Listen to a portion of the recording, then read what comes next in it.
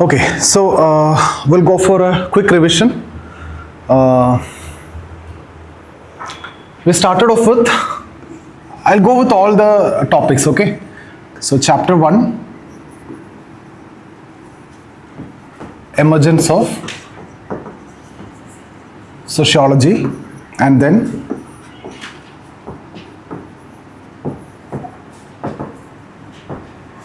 scope of sociology, and then sociology versus common sense. So these are the three topics which comes in chapter 1.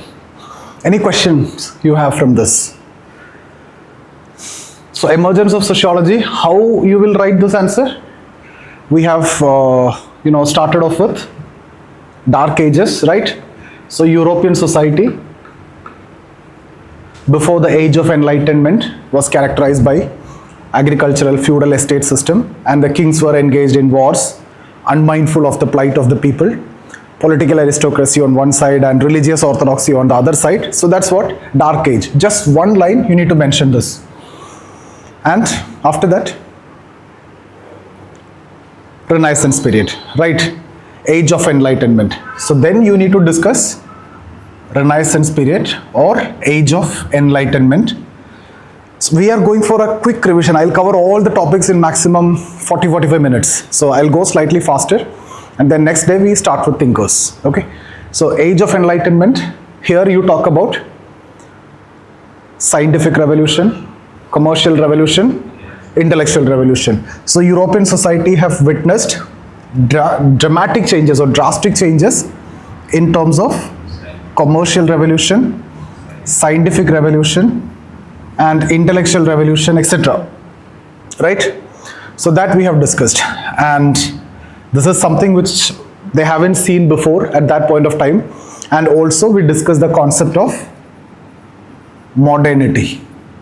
Right? Modernity is an ideological project which have permeated to different areas. We have seen different dimensions of modernity: the political dimension, the economic dimension, the social dimension, and then the intellectual dimension. All these are self-explanatory. Any questions? We have drawn the diagram and I have explained. And I told you modernity was something which was considered as very much desirable at that point of time, but it also came to be associated with some social problems, right? And there were some macro changes and micro changes. The macro changes is what we discuss in terms of industrialization, change from authoritarian to democratic setup, right? And then rise of middle class. So we have seen three broad macro changes in terms of industrialization, emergence of middle class, and democracy.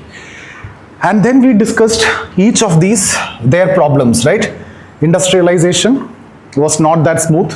It came to be associated with problems like slums emerged, migrant workers and nuclear families emerged, new types of crimes emerged, housebreaking, pickpocketing, right? A new type of poverty and deprivation came into existence, which we have never seen before. So industrialization is not that smooth. There is some problem. And then middle class also, till then, there is only upper class, lower class. Now, when there is a class which comes in between, there is a need to redefine the society was felt. So, middle class aspirations are different, right? But their earning and everything is different. So, there is a need to redefine the society. Then, democracy. If you see certain societies like England, there is a gradual process. But France, it's immediately after the revolution. So, there is a total chaos, a turmoil, uncertainty among the minds of the people. So these are the scenarios that we discussed. We've made you to write a lot, but I'm just summarizing. And then the context is set, right? So French society was in a state of chaos, and the French philosophers thought about a discipline which could explain these changes, because so far if you look at it, there is history, there is psychology, there is philosophy, there is political science, but all these discipline or subject cannot explain all these. So you need to have a new discipline which can explain these changes provide solution, and to predict the future of society. So this was the thought. And Saint Simon even thought of social physics. Auguste Comte later on coined the term sociology and laid the basic foundation of the subject matter. So from here onwards, we are discussing sociology, right? So this is basically the emergence of sociology. And then they'll ask you intellectual background, where we talk about different methods, different perspectives, contribution of different thinkers, and everything. So this is a very simple topic, emergence of sociology. If you look at this topic, this is your mind map or the flowchart which you need to keep in mind. One line you need to talk about Dark Ages, then from Dark Ages, mention Age of Enlightenment, Renaissance period in terms of scientific, commercial, intellectual revolution, and along with that, you discuss modernity, discuss in detail the 4 dimensions of modernity. You can simply draw the diagram and explain. So when I talk about political modernity means authoritarian to democratic setup. Intellectual dimension means explain everything in terms of reason, evidence, right? Social dimension means religious to secularism, nuclear families emerged, like that. Economy dimension means new factory system, right? Everything, new accounting techniques and all those is coming. So this is what the different dimensions of modernity. And then the changes. Modernity is something which is desirable, but came to be associated with some problems. Some problems we explain. So broad dimension like industrialization, middle class, democracy. Within that, there are problems. Democracy in France, it is facing a lot of uncertainty just after the revolution it established. Middle class created a social divide. This is the language that you need to use. So far, upper class and lower class only. Now, middle class. So far, it have not seen. So the social fabric have got disturbed. Right? There is a social divide which created. And industrialization, anyway, you'll explain. So the context is set, rest of it. Okay, now when we discussed this topic, scope of sociology.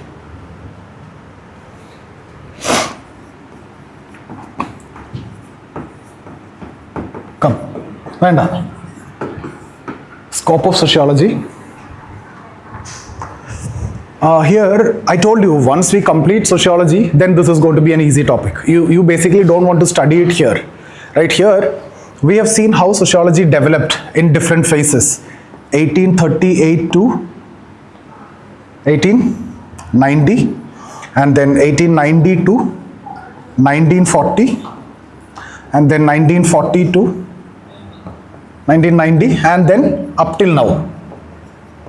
So we broadly, this is not a crystal clear division, but we broadly divided for us to have a better understanding, right? And the initial phase, who are the important thinkers? Auguste Comte, Herbert Spencer. So you'll be talking about Auguste Comte. So how he defined the scope of sociology in terms of social statics and social dynamics. Okay, so see, you don't worry, okay, because others also are not able to recollect. So as a fresher, you leave it. We'll start fresh from the next day. This is just a recap of going faster also, because we are going to cover all the topics. So social statics and social dynamics. And then Herbert Spencer compared society with an organism.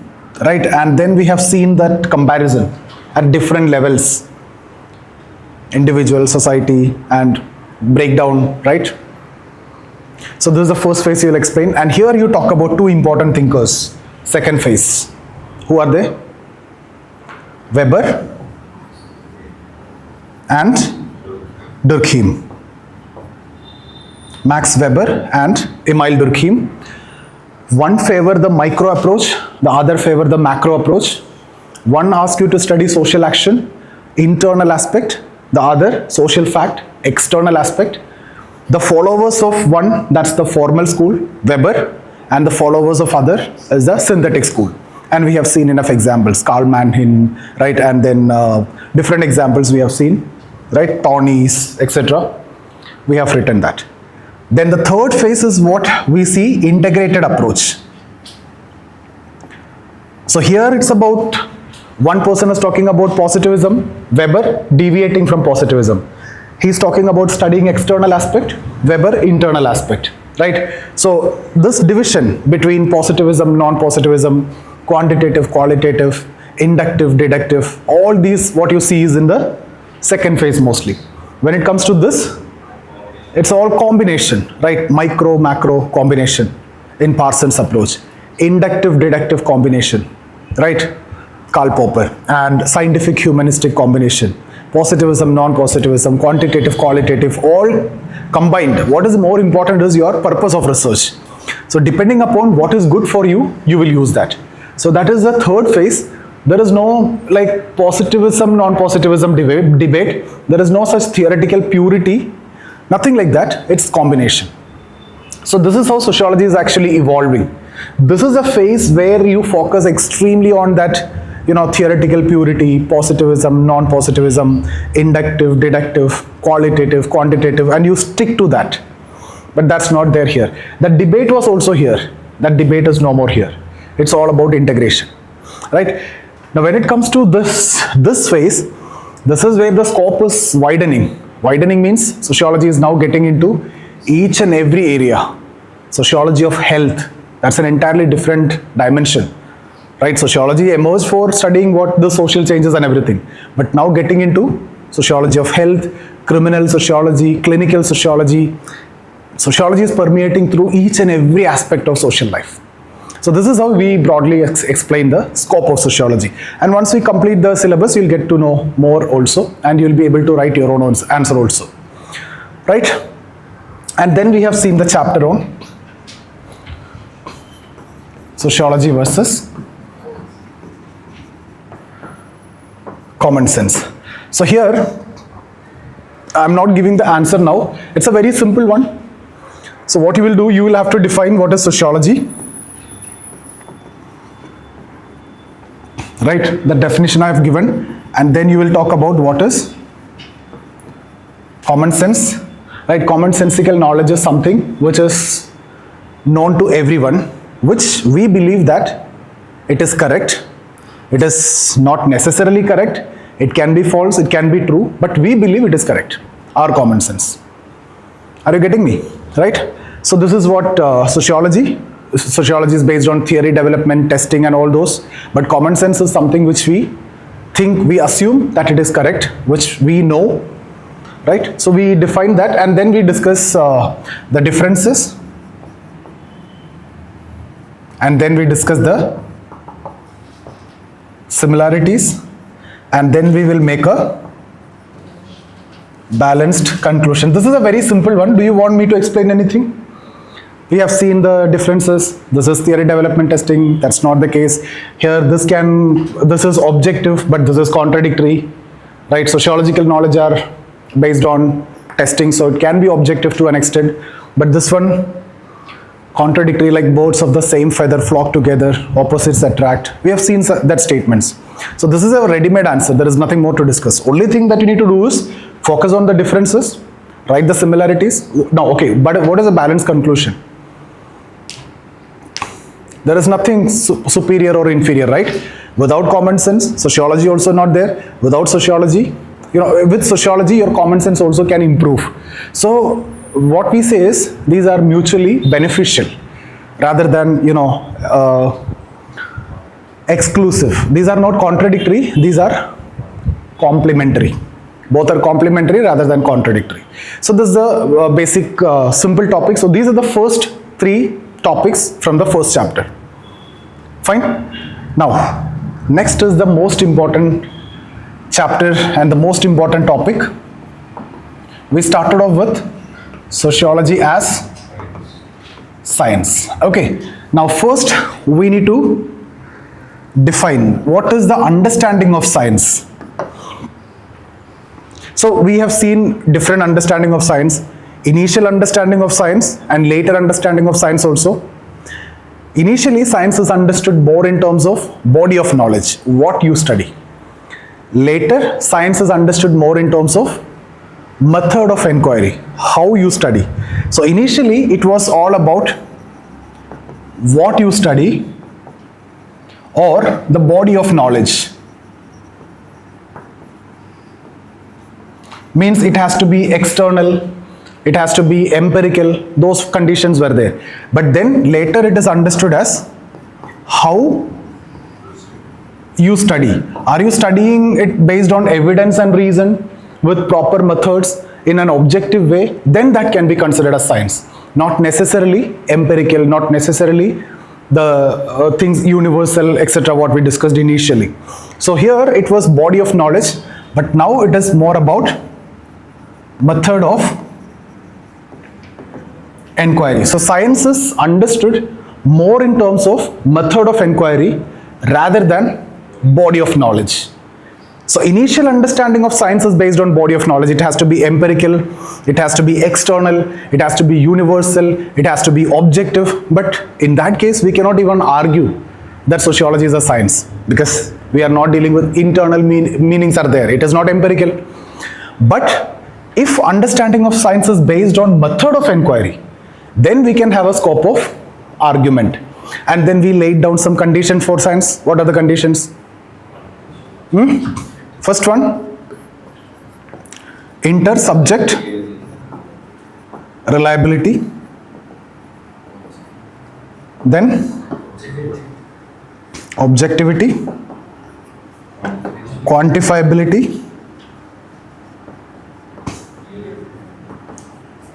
quantifiability, then testing. Okay, before that theory, testing, prediction, right? So these are the conditions for any body of knowledge to become science. Then we explained what is intersubject. What is intersubject reliability?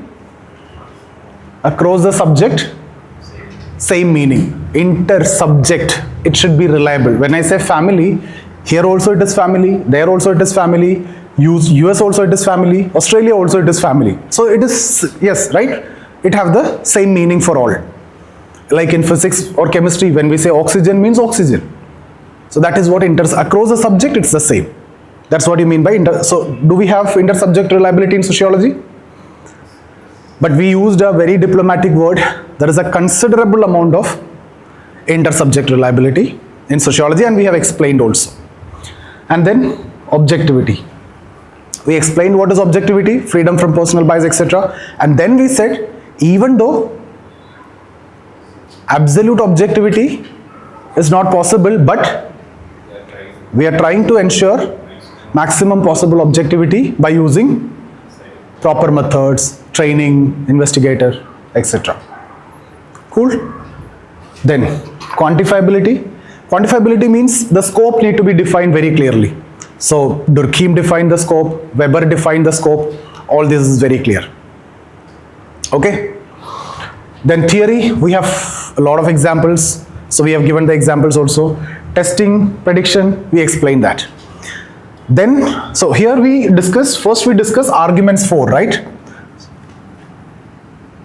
Arguments 4, it's done. Then arguments against sociology being science. So you take one by one, then you can say there is not much intersubject reliability, or testing is not easily possible, or prediction is a distinct reality, theories are not universally applicable, right? Objectivity is not possible, all these you can say. So that's very simple.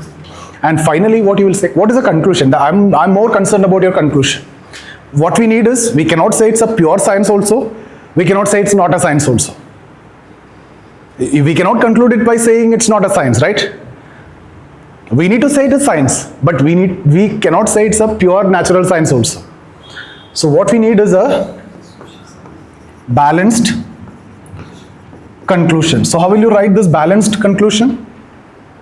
Sociology is not a science similar to natural science, but it is a science in itself, because the method of inquiry is scientific.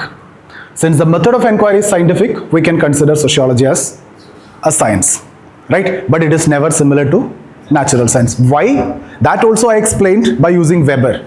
According to Weber, natural science study what? Matter, which do not have consciousness, the behavior of which can be predicted.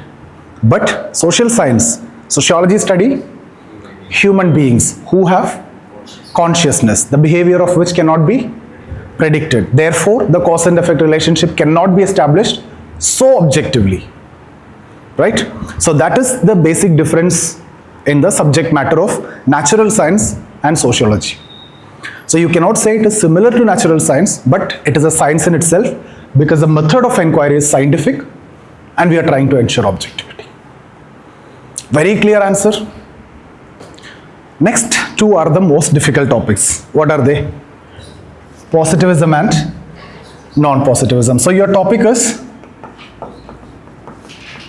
positivism and its critique. But it is almost all the points are directly taken from where? Previous topic, science. Right? So here what you need to do is you need to talk about the context. Initial sociologist, they wanted to make it similar to science. So initial approach followed, which is close to science, was positivism, right? So you introduce positivism and then you discuss the elements of positivism, right? Elements of positivism, what are they? You study the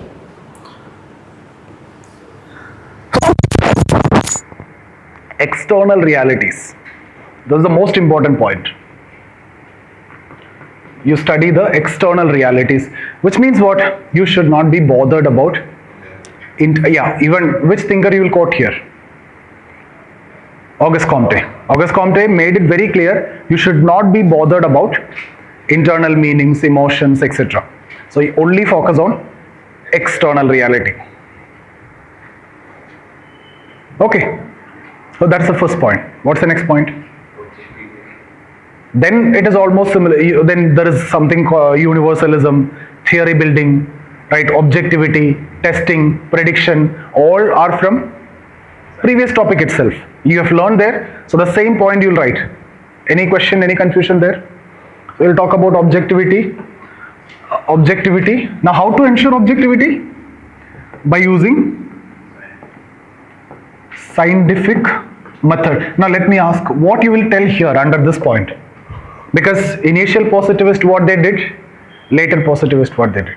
When we talked about scientific method, initially which method you used? Do you have any methods in sociology initially? No. So what you did? You borrowed from natural science, like quantitative methods, like statistical techniques. And then later what you did?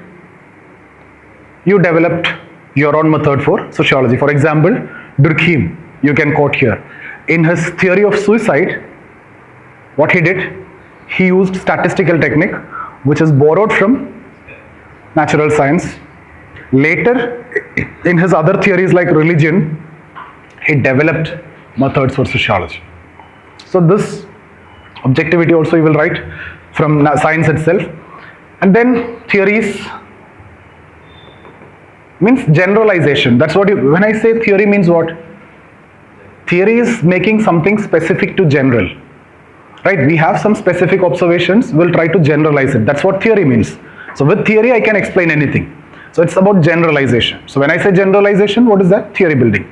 So either you will see in terms of generalization or you will see theory building. And then testing. And then prediction. So this clarity is what I want you to have. And then what you will do? Positivism, its elements you discussed. Now criticism. What you will do? You'll take one by one, studying external reality. Tell me, what you will write as criticism? You are not worried about internal reality means what? The social world is constructed by using both internal and external. My meanings, motives are important for my action. So if you are ignoring that, that is a partial understanding or fundamental misunderstanding of society.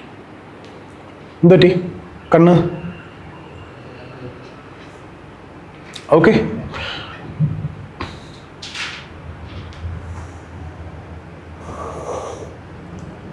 ഇത് നോക്കണ്ട അടുത്തൊരു തിങ്കേഴ്സിൻ്റെ class തുടങ്ങി attend ചെയ്താൻ okay. അപ്പം because ഇത് ഭയങ്കര difficult ആയിരിക്കും ഇനി അത് കുറച്ച് അറ്റൻഡ് ചെയ്ത് നോക്കിയിട്ട് ഓക്കെ ആണെന്നുണ്ടെങ്കിൽ ഇത് പോയി കവർ ചെയ്താൽ മതി, പിന്നീട് കവർ ചെയ്താൽ മതി ഈ ഏരിയ. ഇത് അറ്റൻഡ് ചെയ്യാണ്ട് നോക്കിയാൽ കുറച്ച് ഡിഫിക്കൽട്ട് ആയിരിക്കും. തിങ്കേഴ്സ് പക്ഷേ ഇൻഡിപെൻഡൻ്റ് ആണ്. നമ്മൾ മൺഡേ ഓൺവേർഡ്സ് തിങ്കേഴ്സ് സ്റ്റാർട്ട് ചെയ്യും. അത് കംപ്ലീറ്റ്ലി ഇൻഡിപെൻഡൻ്റ് ആണ്. ഇപ്പം എന്താ പറഞ്ഞപ്പോൾ ക്രിറ്റിസിസം അല്ലേ. എക്സ്റ്റേണൽ റിയാലിറ്റി പറയുമ്പോൾ നമ്മൾ അതിനെ നേരെ എടുത്ത് ക്രിറ്റിസൈസ് ചെയ്യുക. You will criticize by saying that internal reality is more important. Objective, this you know anyway. Scientific methods, you'll say scientific methods are also facing problems in its application. Natural science in the borrow the method, even though you borrow directly from there is a problem in application here. You later developed methods for you, but still there is a problem with objectivity and all with that. Then theories are not universal, testing is not possible, prediction not going to work. This criticisms, right? Now, from here, so this is the area where I want you to have more clarity than anything else. So this is how it is connected, right? We have positivism, and then comes critique, right? And then comes Weber, Mead. They are solving some of the criticisms, but they are also borrowing from positivism. So Weber, like for example, positivism is studying external reality and they are focusing on objectivity. But now here important people you will write is Auguste Comte, Durkheim. Important thinkers you can, others also there in your notes. Here these two. Now listen very carefully. They focus on external and objectivity. What they changed? This external reality that became internal. So for Weber and Mead, it is about studying what? Internal. Internal means what? The meanings, motives, emotions, right? So this is what you need to study. The meanings. Meanings is what you need to study. Why I am doing this action? The meaning of this action. The meaning attached by the actor to the action. Okay, so what changed? Subject matter changed. So I would say this is subject matter and this is method of enquiry. Method of enquiry need to be objective, means without any personal bias you will have to study. So they changed the subject matter from external to internal. That means they deviated from positivist. But what is common? Method of enquiry, this is common. Subject matter changed, external to internal. Method of enquiry, same. So they wanted to go with internal aspects, but you have to study objectively. So these guys, they want to study external reality objectively. What these guys want? Internal reality objectively. What is common in both? Objectively. Both want to study objective way. That is clear? So the common thing is they want to make theories. That is why you will see Weber theory and Mead theory in your thinkers chapter. Right? Both want to study objectively. Both want to make theories. But subject matter is different. Here they want to study external realities. Here they want to study internal reality. But how you study? Objectively. What you study? Here it is external, here it is internal. Okay? So there is something changed, but something remained the same. And now this change lead way to the next group. Who are they? Non-positivist.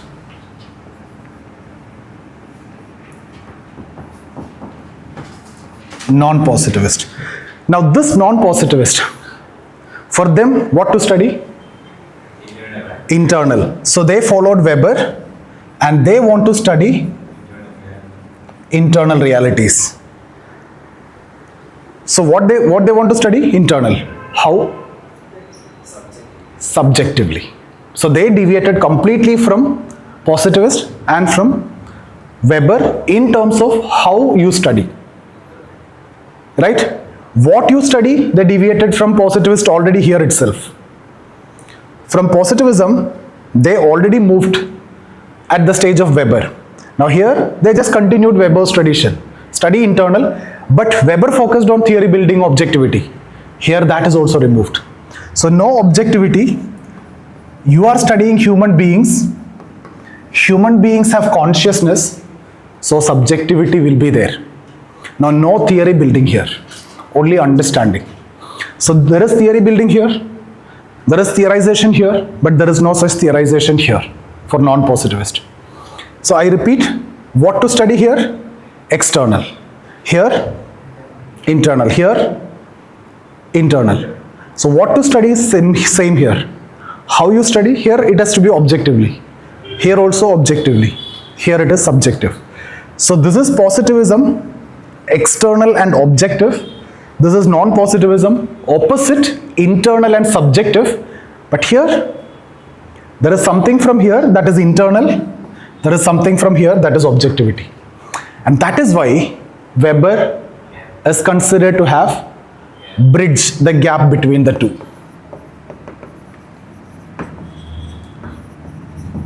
Gap between the positivist and non-positivist. This is how they will ask you question. Weber is considered to have bridged the gap between the two. Analyze. So then you need to write about positivism. You need to write the criticism. You need to write this. You need to write non-positivism and tell how that bridge is made. Right? What is the commonality? From here there is internal. Right? This is a connection. From here, this is a connection. Okay, so this is what I told. Objective study of objective reality, that is positivist. Here, objective study of subjective reality, internal. Internal meanings means subjective. So this is how you study is objective. Objective study of subjective reality. Here, subjective study of subjective reality, internal itself. So external is what? Objective, empirical, right? So this is going to be subjective study of subjective reality. This is the most important topic for me. Any questions from this? Now then we did with quantitative, qualitative methods. That's very easy, very simple. Then I asked you to cover some of the topics from paper chapter 3 that I don't do directly in this class. You have the recordings, both Malayalam, English is available. Sociology, എല്ലാ ക്ലാസ്സസും നിങ്ങൾക്ക് മലയാളത്തിലുണ്ട്. Otherwise also കിട്ടിയിരുന്നോ, access കിട്ടിയിരുന്നോ? മലയാളത്തിൽ വേറൊരു faculty എടുക്കുന്ന full classes is available. You can watch that in case if there is any problem in Malayalam. Entire class, one by one topic മലയാളത്തിലുണ്ട്. ഇംഗ്ലീഷിൽ തന്നെ ആണെങ്കിലും my classes are there. Apart from that, within that also, there is another English classes also going on by another faculty for some other topics. But Malayalam complete separately, another Malayalam videos are there. Think of positivism and non-positivism. In case if you're not able to follow me here, watch the Malayalam lecture. But answer when you're writing, use this only. That is why you should be learning in English itself, so that you'll be writing in English. Right? You can't process it again. You don't learn in Malayalam and then process in English and then write in English. It is better what? Learn in English, process in English and write in English. Others are also doing the same. So then quantitative, qualitative. So I'm not discussing this. Any question you ask, I'll cover. Another maybe 10-15 minutes I can spend. And then we wind up for today. And then we will meet on Monday. So we'll start with thinkers. That's fresh, we'll start. Notes are the update. That's Apple download. Apple already notes are main updated. Apple already ഇതിന്റെ notes printed കൊടുത്തിട്ടുണ്ട്. അത് download ചെയ്യാൻ പറ്റുന്ന എന്തോ ഒരു issue ഉണ്ടെന്ന് പറഞ്ഞിരുന്നു. പറ്റുന്നില്ല? പറ്റിയോ? നോട്ട് ഉണ്ട്, ഡൗൺലോഡ് ചെയ്യാൻ പറ്റുന്നില്ല. പക്ഷേ നിങ്ങൾ എഴുതുന്നത് തന്നെയാണ്. ഇൻ കേസ് നിങ്ങൾക്ക് നോട്ട് എഴുതിയിട്ട് എന്തെങ്കിലും ഡൗട്ട് ഉണ്ടെന്നുണ്ടെങ്കിൽ അത് നിങ്ങൾക്ക് അതിൽ ഫില്ല് ചെയ്യാൻ പറ്റും. ഇപ്പോൾ തൽക്കാലം അത് കാണാൻ പറ്റും അല്ലേ? പക്ഷെ അത് ഡൗൺലോഡബിൾ ആക്കാം. അപ്പോൾ അത് അപ്ഡേറ്റ് ചെയ്യാനുണ്ട്. ഇനി അത് നോക്കണ്ട, നിങ്ങൾ നോട്ട് കറക്റ്റ് ചെയ്യൂ, ബാക്കി അപ്ഡേറ്റ് ചെയ്തിട്ട് ഞാൻ തരാം. അപ്ഡേറ്റ് ചെയ്തുകൊണ്ടിരിക്കുന്നത് ക്വസ്റ്റ്യൻസ് എല്ലാം വെച്ചിട്ട്.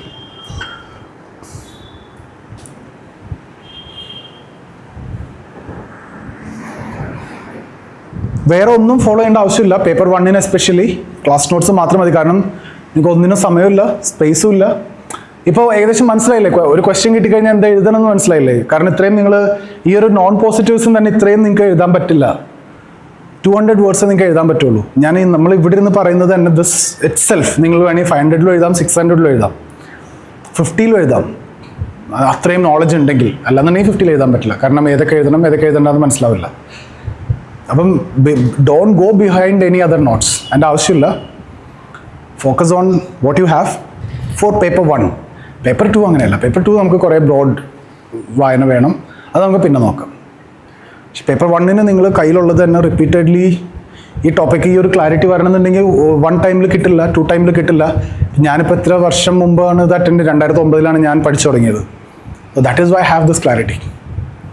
അപ്പോൾ you keep reading. First reading കഴിഞ്ഞ് ഒരു 3rd റീഡിങ് ആകുമ്പോൾ ബെറ്റർ ആയിരിക്കും. 6th റീഡിങ് ആകുമ്പോൾ കുറച്ചും കൂടി ബെറ്റർ ആയിരിക്കും. ഓക്കെ,